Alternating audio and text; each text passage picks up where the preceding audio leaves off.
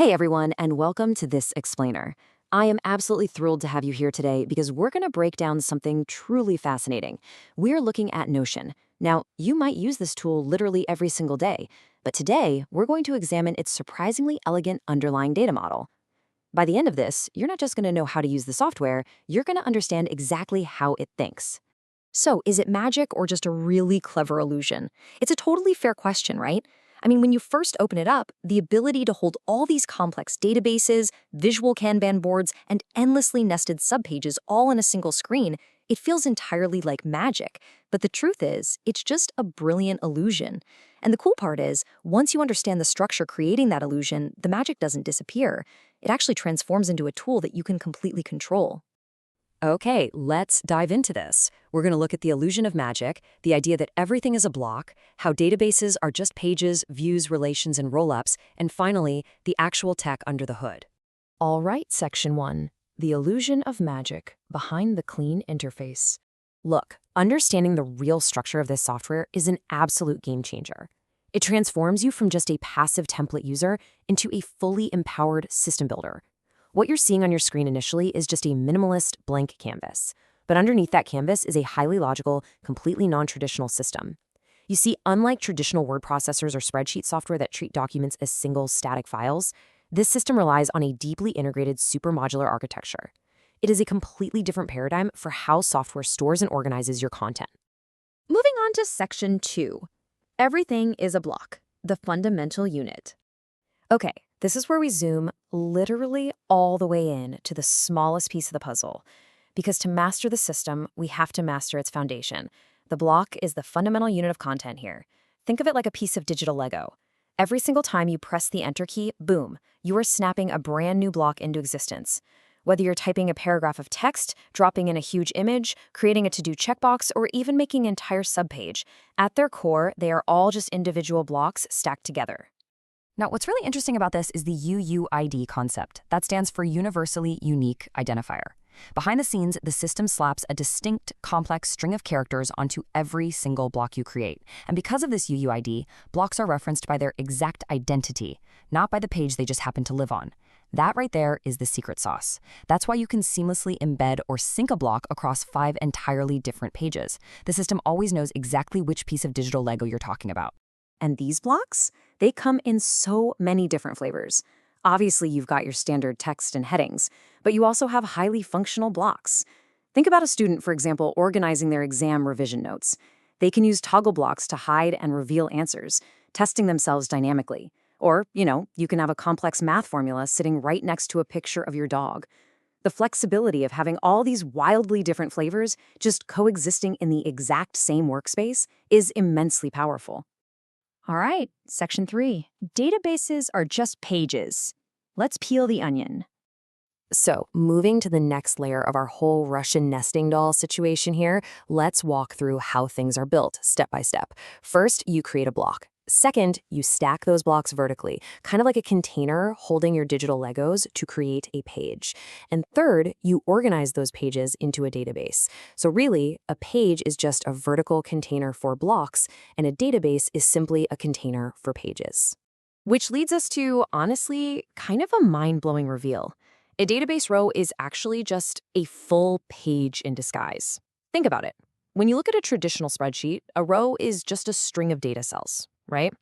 But in this architecture, every single row you see in a database is an entire fully functioning page type block. It's just been formatted to share columns with the pages around it. You can literally click on any row, open it up, and just start stacking more blocks inside of it. So what about those columns you see in a database? Well, those are called properties. Things like the date, a multi-select tag, a checkbox, or a URL.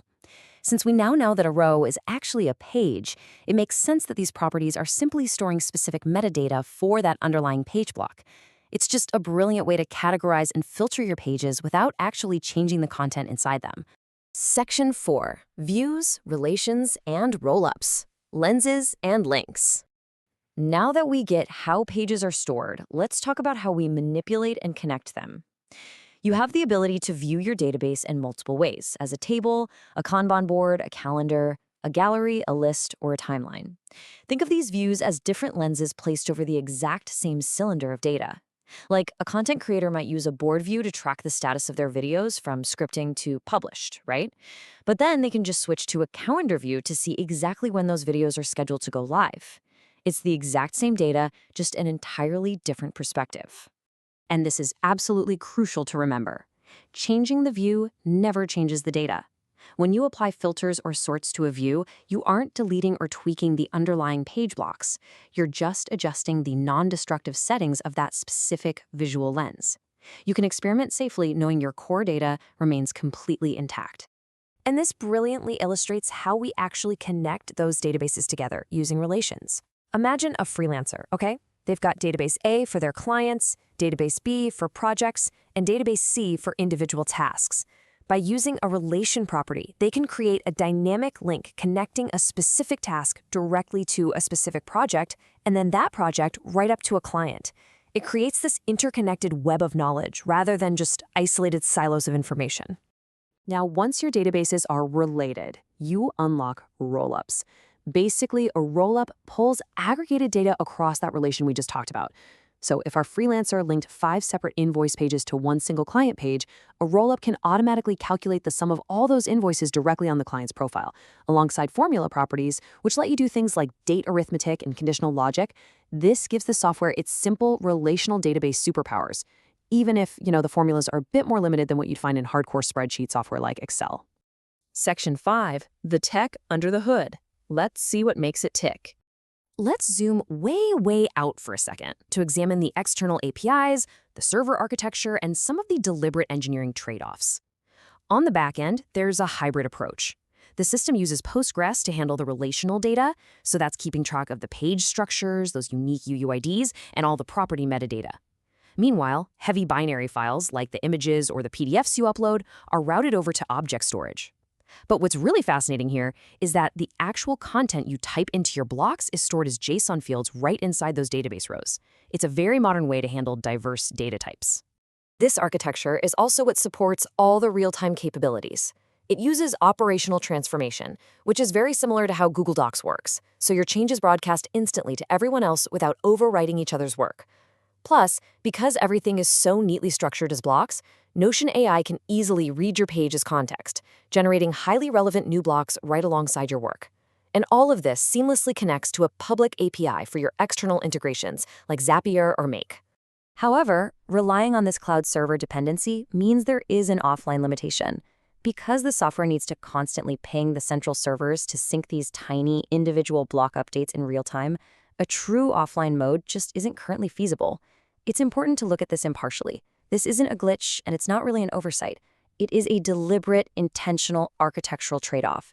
They designed it this way to prioritize seamless, real-time collaboration across multiple devices over offline availability. Objectively speaking, it's also worth comparing this architecture to other tools out there.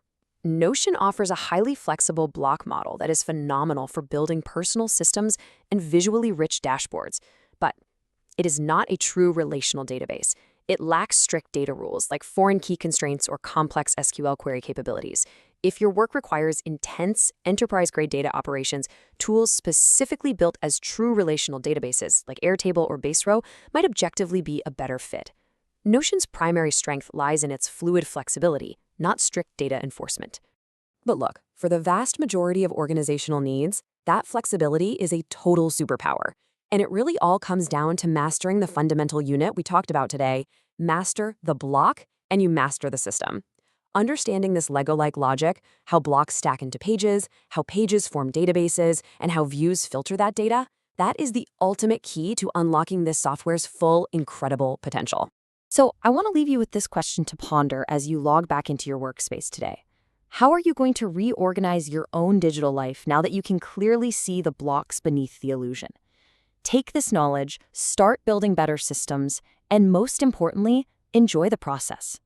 Thank you so much for learning with me today on this explainer, and I will catch you in the next one.